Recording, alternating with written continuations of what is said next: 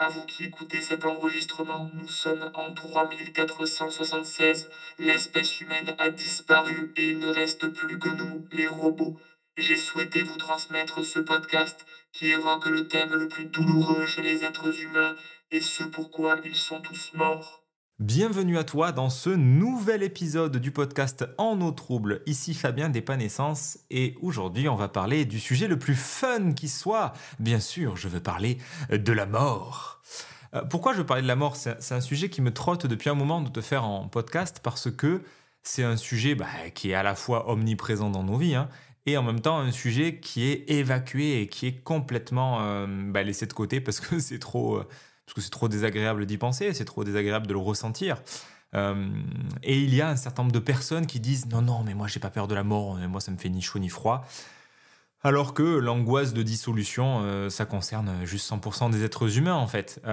On peut prendre le temps d'y penser et ne pas avoir peur sur le plan mental, mais c'est un travail pour absolument tous les êtres humains d'apprendre à mourir. Parce que oui, mourir, ça s'apprend. Bref, c'est ce dont on va parler aujourd'hui. Et d'abord, j'ai envie d'introduire le sujet par une petite question. Est-ce que c'est réellement de la mort dont on a peur? Si je te pose la question, c'est parce que j'en suis pas si sûr. À force de me poser sur ce sujet, non pas que j'y pense H24, simplement, je me suis fait moi-même le constat. C'est un sujet qui me taraude depuis mon adolescence, où à l'âge de 16 ans, j'ai réalisé, je ne sais plus trop comment, au lycée comme ça, que un jour, je vais disparaître. Et ça a commencé à me mettre des frayeurs, à me mettre certaines journées. Je me souviens, quand j'étais en faculté de médecine, c'est arrivé quelques soirs, j'ai notamment en tête un soir, où j'étais en flip, je me suis fait une crise d'angoisse tout seul, parce qu'un jour, je me suis dit, mais je vais mourir, je vais mourir. Alors, spoiler alerte, oui, c'est vrai, je vais mourir, mais non, je ne suis pas mort ce jour-là, puisque je te fais ce podcast aujourd'hui. Donc, est-ce réellement de la mort dont on a peur, ou est-ce qu'il s'agit de la projection qu'on a sur la mort, sur les projections que nous avons sur la mort? Parce que j'ai un scoop, personne ne sait ce que c'est la mort. Alors, si on s'amuse à définir le truc, il y a la définition clinique et machin. Est-ce que c'est quand le cœur il s'arrête? Est-ce que c'est quand le cerveau il s'arrête? Qu'il y a un électroencéphalogramme plat? Et quid des NDE, des gens donc les Near Death Experience ou les OBE, Out of Body Experience? Bref, il y a un certain nombre d'expériences un peu complexes ou aujourd'hui qui commencent à être étudiées. Il y a des livres à ce sujet, il y a des personnes qui disent la mort n'existe pas, puisqu'il y a des gens qui en reviennent et qu'en fait ils ont vu le continent de la mort et que du coup c'est loin d'être aussi terrible que ce qu'on imagine. Mais en même temps, on ne sait pas trop. Est-ce que ce sont des stimulations de certaines zones cérébrales qui, à l'approche de la mort, ça crée un chaos, ça crée une abondance de neurotransmetteurs et du coup c'est un kiff absolu avec la DMT et on sait pas, et du coup c'est juste un, un- un cocktail chimique, biochimique, ou est-ce que c'est vraiment ça, ou les deux, ou bref, ou est-ce que ça disparaît vraiment? Bref, en fait on n'en sait rien. Strictement aucune idée. Et en même temps, c'est surtout un sujet quand on se projette dans le mental, puisque tu constateras que quand on est dans le présent, moi quand je suis ancré dans mon corps, dans mes tripes, quand je suis vivant ici et maintenant à l'instant, je n'y pense absolument pas, je vis simplement. Et quand je pars dans mon mental, j'imagine le futur, le truc, le ceci, le cela, c'est typique d'ailleurs des profils mentaux qui vont imaginer le futur, penser au pire, penser à un avenir un peu à la George Orwell, à la 1984, avec des restrictions diverses et variées qui commencent à arriver. Bref, en imaginant comme ça des scénarios futurs, en pensant ce qui peut partir en sucette avec la nature, avec le climat ou que sais-je, eh bien, ça renvoie tout de suite en fait à cette angoisse de mort. Et, euh, et force est de constater que c'est essentiellement dans la projection future que ça fait peur. Puisque d'ailleurs, il y a beaucoup d'expériences, enfin beaucoup, il y a un certain nombre d'études qui ont été menées avec des psychédéliques, on en reparlera des psychédéliques, ou avec, que ce soit de la psilocybine, du LSD ou autres substances analogues, ben, les individus ont complètement transcendé leur angoisse de mort, leur peur de disparaître. Et du coup, ont pu vivre leur fin de vie de façon beaucoup plus apaisée, beaucoup plus calme. J'ai en tête notamment, dans un documentaire comme ça, un monsieur qui allait mourir, qui était en stade terminal de sa maladie. Et c'est lui qui s'est retrouvé à rassurer sa compagne, alors qu'avant, c'était lui qui était mais complètement en angoisse de disparaître. Donc moi, je me dis que c'est pas tant la mort qui fait peur, parce que la mort, on peut y projeter plein de trucs. Ah, c'est horrible de mourir, c'est terrible, c'est la fin de tout, c'est voilà. Euh, Moi qui étudie depuis un moment déjà la psychologie humaine et puis essentiellement l'énéagramme aujourd'hui, ce qui nous fait surtout peur, c'est la dissolution de l'ego. C'est-à-dire que c'est la disparition du personnage. C'est pas tant la mort du corps physique, c'est pas tant le fait de plus pouvoir marcher, parler, manger. Peut-être que ça peut. Mais il me semble que d'expérience et de ce que je constate, c'est souvent voilà, le personnage qui disparaît, quoi. Et le personnage Fabien, le personnage auquel je joue, et toi, le personnage auquel tu joues, c'est le jeu, le sentiment d'être quelqu'un, le sentiment d'identité, ce que j'appelle le jeu, le sentiment d'identité.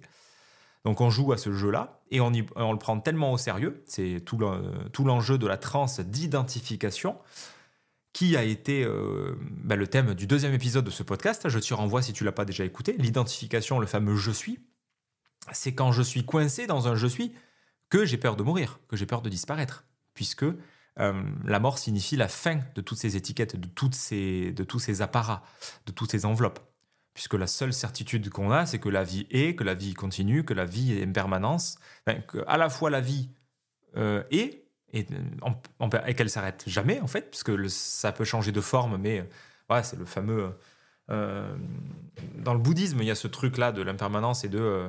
j'avais lu ça, je sais plus chez qui, je crois que c'était chez Sadhguru, que je mange la banane et je deviens banane, et la banane devient moi. Alors ça paraît bizarre à dire comme ça, mais le jour où j'ai réalisé ça, où je l'ai senti dans mon corps, où j'ai fait putain, mais ouais, quand je mange une côte de bœuf ou une banane ou une pomme ou une salade, peu importe, l'élément banane, l'élément côte de bœuf, l'élément peu importe ce que je mange, je vais le passer par mon estomac, ça va passer par l'estomac et ça va se digérer, ça va couper les chaînes de protéines, ça va devenir des acides aminés, des glucides, ça va devenir bref, un certain nombre de nutriments, micro et macro, qui vont être assimilés par mon organisme. Et peu à peu, tout mon organisme se transforme et puis... tu sais probablement que l'organisme humain est totalement régénéré tous les 10 ans. C'est le système osseux qui est le plus long à être régénéré. Et au bout de 10 ans, toutes tes cellules ont été changées, sont plus les mêmes.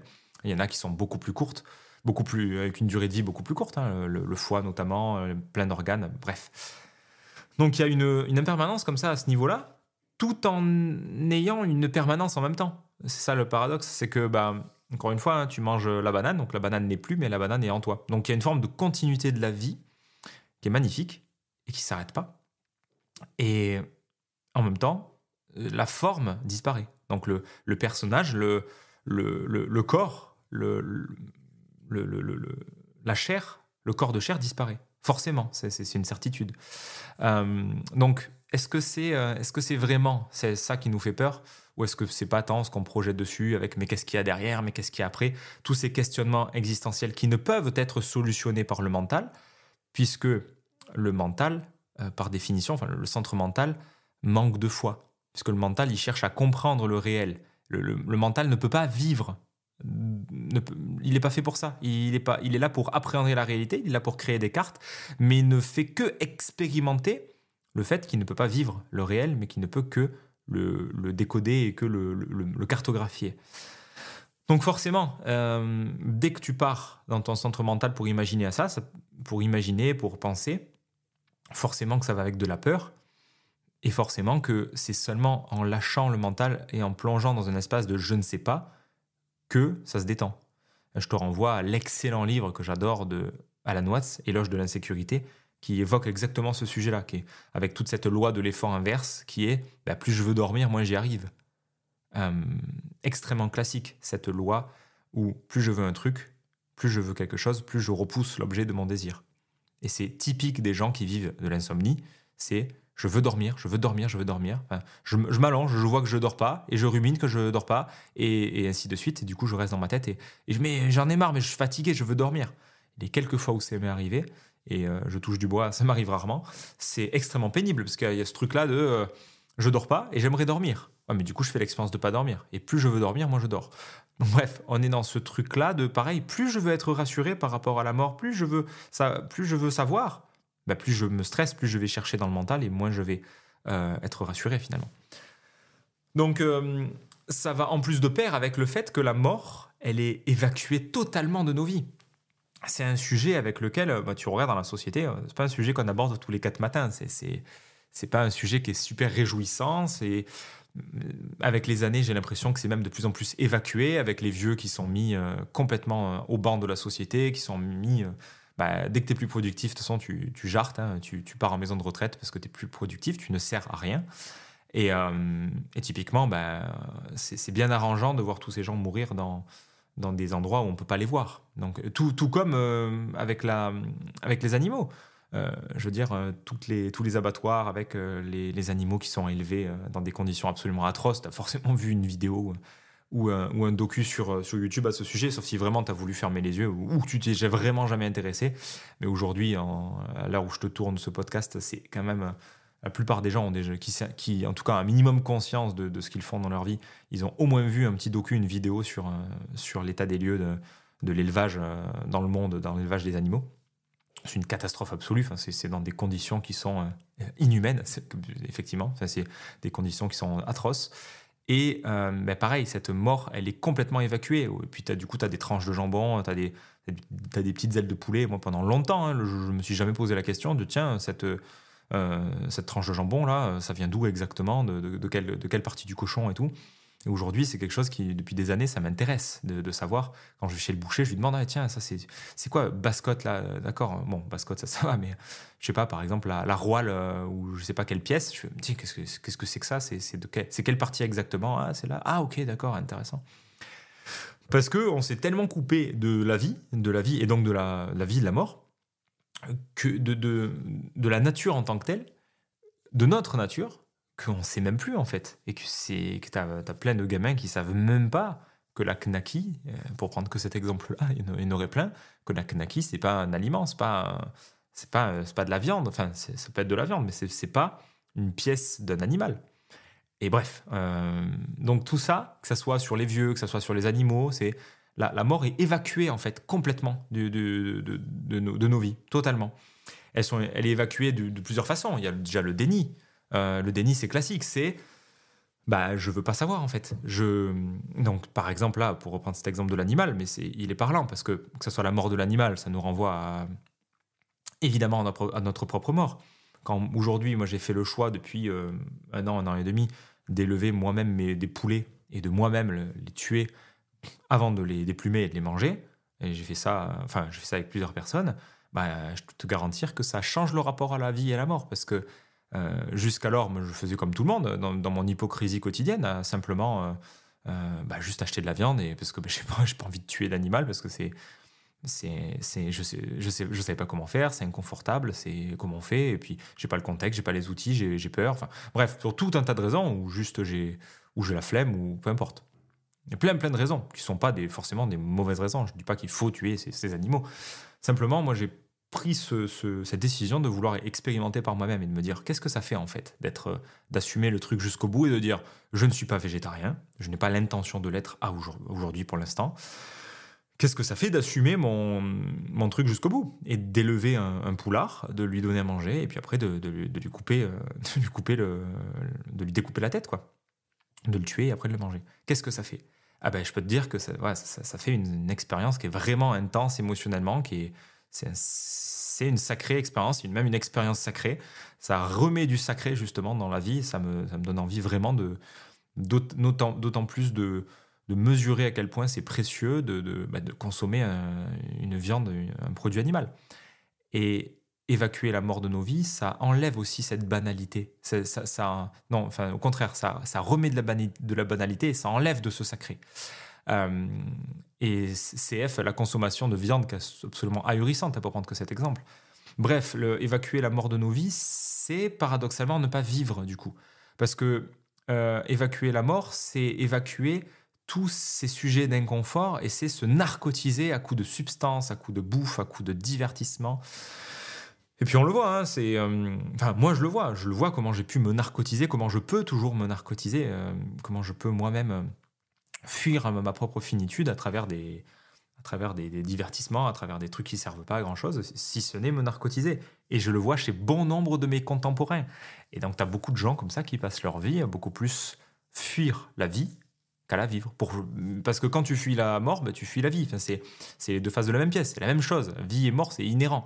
La seule certitude que j'ai, à partir du moment où je prends conscience de mon existence avec des gros guillemets, c'est que je vais crever. C'est le seul fait, la seule réalité. Je te renvoie pour ça, si tu veux en entendre parler en long, en large, en travers.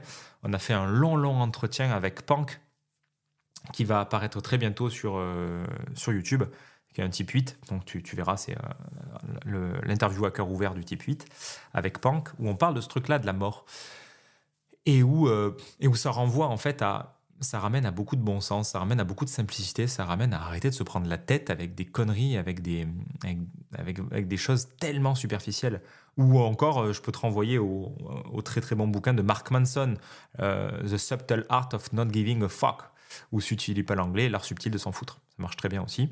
Où il parle justement de ce curseur de bas les couilles que tu vas fixer plus ou moins haut, et qu'aujourd'hui, dans une ère où ça devient difficile de parler de plein de sujets, ou si tu commences à parler de vaccins, si tu commences à parler de mort, de transhumanisme, de changement météorologique, ou tout un tas de sujets de domination des masses, d'ingénierie sociale, bref, de pédophilie, ou que sais-je comme sujet. Il y a plein de sujets qui sont extrêmement tendus, où en fait on n'en parle même pas. On évacue. Et donc il y a je crois que ça s'appelle la fenêtre d'Overton, une sorte de fenêtre de sujets desquels tu peux parler. Et si tu commences à sortir un peu trop du carré, là, du précarré, tu te fais taper sur les doigts et tu te fais complètement jeter du groupe. Donc, le fait est que la mort ramène de la réalité là-dessus, et de vraiment se poser la question en conscience. Pour prendre que cet exemple de l'animal, c'est OK, est-ce que tu consommes de la viande? Oui ou non? Si tu en consommes, est-ce que tu sais comment ça fonctionne? Est-ce que tu sais comment ça marche? Est-ce que tu sais quelle partie de l'animal tu manges? Est-ce que tu sais l'origine d'où tu manges? Ça ramène de la conscience aussi. Et idem avec en poussant le truc jusqu'au bout. Est-ce que tu as déjà vu un animal se faire tuer? Est-ce que tu as senti dans tes tripes ce que c'est un animal qui se fait tuer? Et tu te rapproches de plus en plus. Et est-ce que tu as toi-même expérimenté le fait de tuer l'animal? Donc tu vois, ça te ramène au plus proche de ce que c'est. Et sans toutefois l'expérimenter toi-même, parce que de toute façon, quand tu meurs, tu meurs. Mais l'expérimenter en tuant un animal, ça peut être spoiler alerte, j'aurais dû faire un gros spoiler alerte dès le début de ce podcast. Bon, de toute façon, je l'ai déjà fait sur plein d'épisodes. Spoiler alerte, si c'est trop sensible sur ces sujets et que ça t'active, préserve-toi et quitte ce podcast. S'il te plaît, ne te fais pas violence par rapport à ça. Simplement que... ne vois aucune injonction dans ce que je dis, ni culpabilisation, je dis ni il faut, ni ceci, ni cela. Simplement que si tu veux ramener la mort dans ton quotidien et ramener de la réalité, parce que c'est un fait, c'est de la réalité, c'est que chaque fois que tu manges de la viande, évidemment, il y a un animal qui est mort. J'enfonce des portes ouvertes, sauf si tu bouffes des huîtres vivantes, mais de toute façon, elles vont crever dans ton estomac avec un pH très très bas. Donc bref, la plupart des humains bouffent de la viande et ils n'assument pas de tuer l'animal. Ce que je peux comprendre. Mais si tu veux ramener de la conscience là-dedans, vois comment tu peux te rapprocher de ce processus de mort. Est-ce que tu peux voir comment c'est fait? Aller voir un éleveur du coin, un bon vieux paysan. Typiquement, j'ai rencontré plein de gens qui sont un peu autonomes ces dernières années. Moi-même, du coup, en allant acheter mes poulets, en allant acheter des grains, en faisant le potager, forcément, je vois des gens qui le font. Sur YouTube, il y a des tutoriels et tu vois qu'est-ce que ça fait en fait. Et puis jusqu'au jour où toi-même tu te le permets. Si tu as vécu dans la campagne, tu sais de quoi je parle. Tu l'as sûrement déjà fait, tu as peut-être déjà assisté. Plein de gens que je connais qui ont vécu à la campagne et qui ont déjà aidé leurs parents à déplumer les poules et des choses comme ça. Parce que moi, j'avais jamais expérimenté jusqu'à récemment. Donc, c'est le corollaire. C'est le contraire que d'évacuer la mort de nos vies. C'est la ramener justement. Parce que plus je la ramène, plus je reviens dans le concret. Plus je réalise que je vais crever. Et la mort devient comme un filtre à qu'est-ce qui est important et qu'est-ce qui ne l'est pas.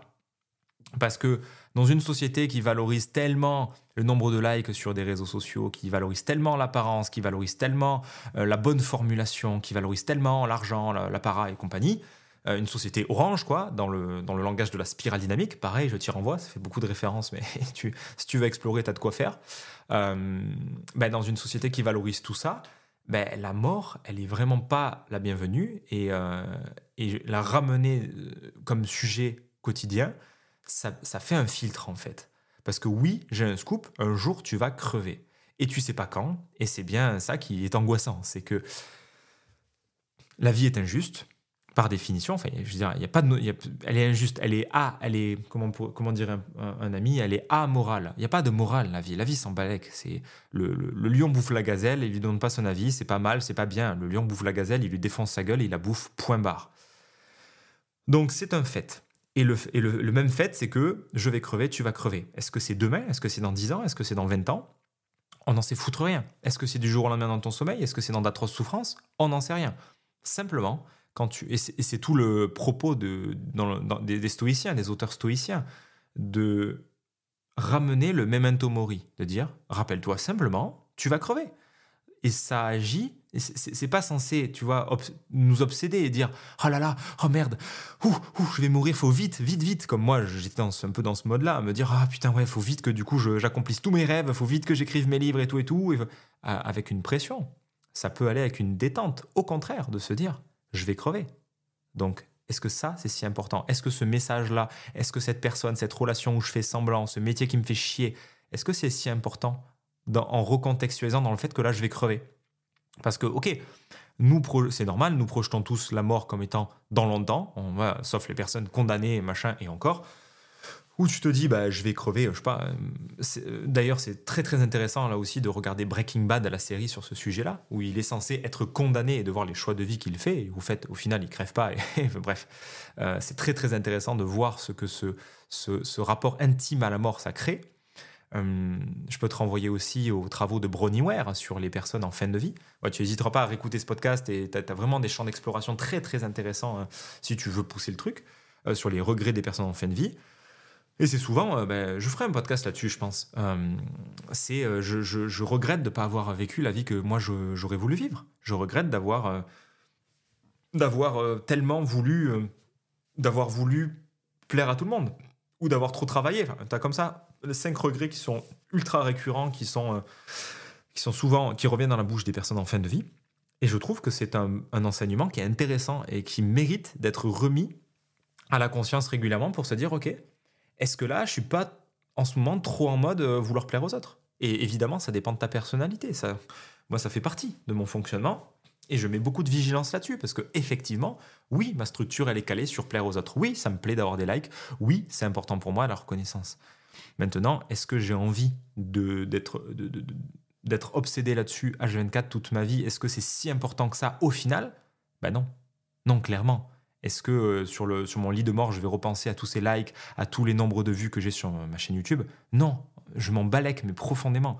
C'est pas si important. Donc c'est en ce sens que je te dis que la mort est un filtre, un filtre sacré qui permet vraiment de séparer le bon grain de l'ivraie, de virer, de mettre d'un côté tout ce qui est une sorte de putasserie universelle qui mérite vraiment d'être à la poubelle. Vraiment, hein, toutes les relations qui sont pas épanouissantes, tout ce que je me force à faire, tout ce que j'ai pas envie. Est-ce que c'est un gros oui ou un gros non? C'est là où ça invite à repasser ce que je fais, pas repasser les chemises, hein, repasser dans le centre instinctif, donc dans les tripes.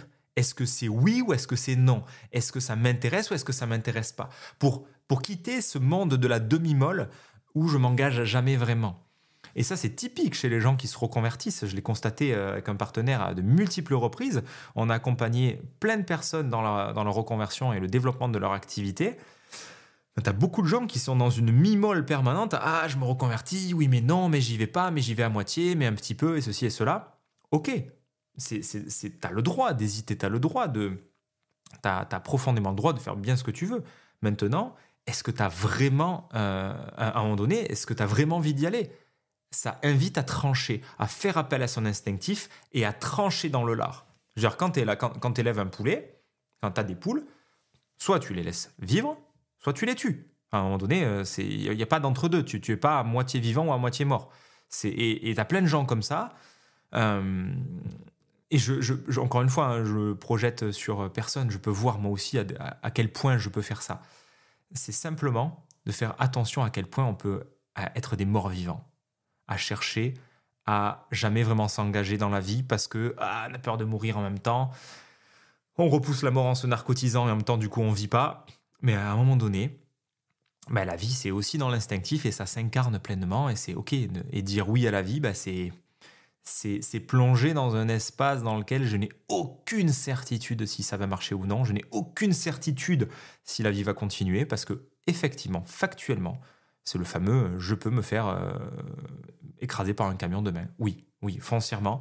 Tu as peut-être déjà vu à quel point c'est facile d'avoir un accident de bagnole, comment c'est facile de tomber dans un précipice. J'ai vu plusieurs fois. Hein. À la Réunion, on avait un coloc dont la meilleure amie, du jour au lendemain, pouf, elle est tombée dans une crevasse, boum, elle est dead. Mais c'est comme ça. La vie, c'est ça. Ça tient vraiment sur un fil. Et je sais que tu sais, et je le sais aussi, mais on l'oublie vachement vite. Je l'oublie vachement vite. Et je trouve très intéressant de se rappeler à ce memento mori. Parce qu'aujourd'hui, on arrive dans une ère, enfin, c'est pas tout nouveau, hein, mais il y a un délire transhumaniste de repousser la mort, de repousser les frontières, de même éradiquer la mort, hein, non seulement la repousser, mais l'éradiquer.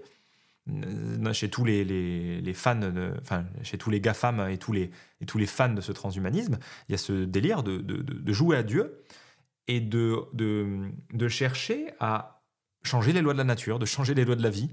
Bon courage, hein. Et puis c'est surtout que ça risque de créer l'exact opposé. C'est des gens qui vont, je sais pas, se mettre des puces dans le corps, chercher à créer des nanorobots, à renouveler. Enfin, j'avais lu un livre comme ça, Serons-nous immortels, d'un des anciens de Google, je crois. Cette idéologie du transhumanisme, elle est fascinante d'un point de vue mental à explorer. C'est ok, c'est intéressant. Et même de voir le modus operandi, de dire ok, qu'est-ce qu'ils font les mecs en termes de comportement, en termes de nourriture, etc. C'est intéressant. Mais c'est de la folie au sens propre. C'est absolument. Bref, moi je trouve ça absolument fou. Et c'est surtout une quête qui me paraît absolument illusoire, puisque c'est drivé de toute façon par le déni pur et simple de la mortalité.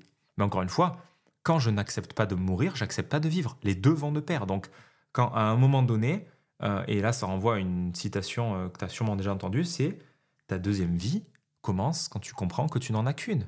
Et quand tu comprends, même quand tu réalises dans tes tripes, parce que c'est pas quelque chose qui se fait sur le plan mental. C'est la prise de conscience des tripes que, ouais, ça va arriver, je vais crever. Et comme tu peux l'imaginer, chaque soir, chaque nuit, en fait, quand on va se coucher, il n'y a aucune certitude que le lendemain, on se réveille. C'est comme le soleil qui se couche et qui se lève, même si c'est une illusion, il ne se couche pas vraiment. C'est un heuristique que de penser le soleil se lèvera demain. Je n'en sais foutre rien. Je l'infère, je l'espère, je le souhaite, ça serait chouette, mais j'en sais rien. Tout comme je m'endors cette nuit, mais bon, il y a un certain nombre de milliers d'humains qui tous les jours font l'expérience de jamais se réveiller. Bon, voilà, ça n'a pas l'air de les torturer plus que ça. Enfin, ils sont morts, c'est tout. Ils ont changé de forme. Peut-être qu'après, évidemment, et quand tu creuses dans la spiritualité et compagnie, que tout est un, il y a une forme de foi, il y a une forme d'expérience totale de la vie. C'est plus vraiment un sujet, puisque c'est le personnage qui a peur. Mais ça n'empêche qu'il y a tout un... À mon sens, c'est tout un entraînement d'apprendre à mourir. Et c'est tous les jours, en fait. Parce que quelque part, vivre, c'est apprendre à mourir tous les jours, tous les jours, tous les jours. Parce que beaucoup, beaucoup, beaucoup d'humains, et je te ramène sur l'histoire du filtre, là, je terminerai là-dessus, c'est que moi, j'entends vraiment beaucoup trop d'humains, et encore une fois, j'en fais partie, qui se prennent le chou sur des conneries, mais sur des trucs dont on se bat royalement les couilles, mais vraiment.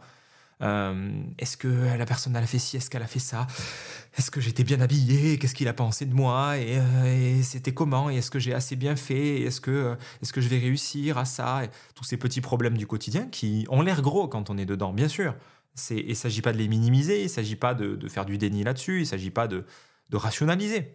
Il s'agit juste de remettre l'église au milieu du village et de réaliser que c'est du vent, à l'échelle de notre vie, à l'échelle même de l'univers, de la vie sur Terre, c'est rien. Nos problèmes, c'est du caca, c'est une petite fourmi, c'est rien, c'est risible. C'est pas au sens à amenuiser, mais profondément, c'est rien. Une vie humaine sur cette planète, que tu sois vivant ou mort, ça change que dalle. Et même si tu es une personne connue et que tu es le prochain Voltaire ou le prochain Chopin et qu'on t'écoutera pendant des siècles, ok. Mais c'est quand même anecdotique à l'échelle de l'humanité. Dans 2000 ans, on s'en foutra profondément.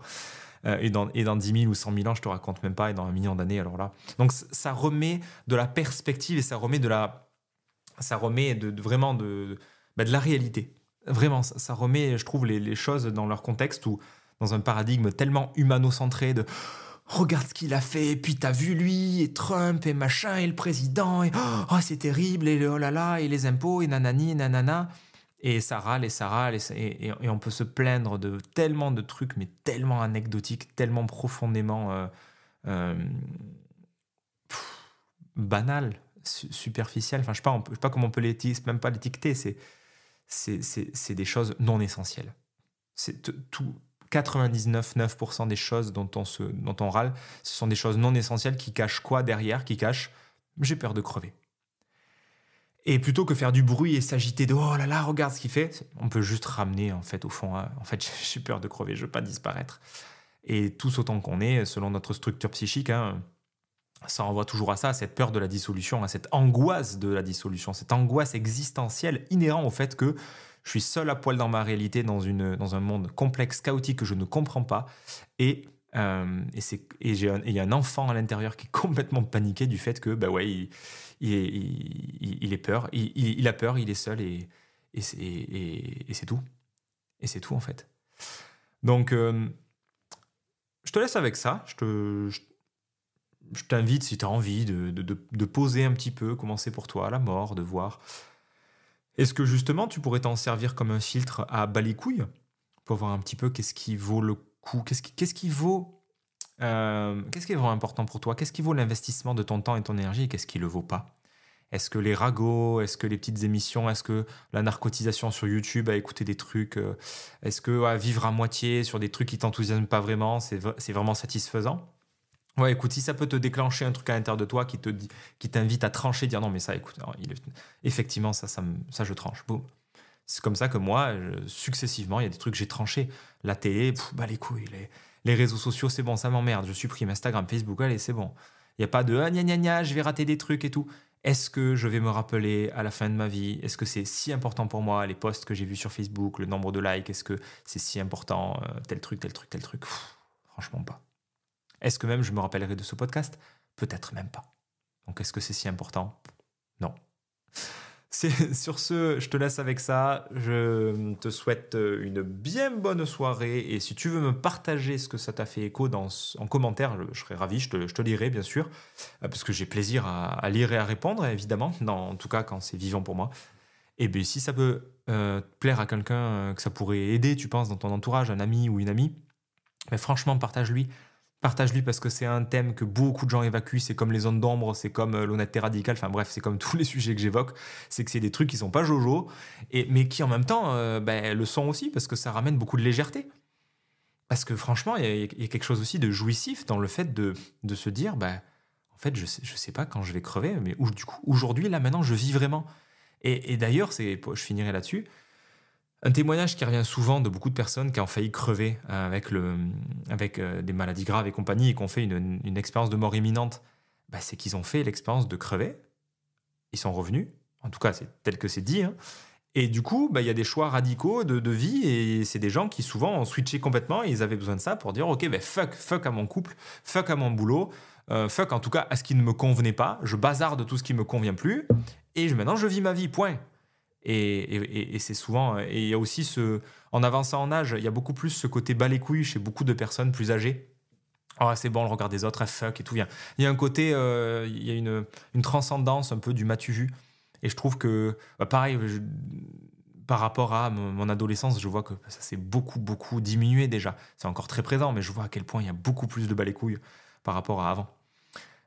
Et c'est quelque chose qui s'entretient, qui se pose et qui surtout de juste revenir encore une fois à la réalité, c'est je vais crever, tu vas crever et c'est ok et c'est la vie.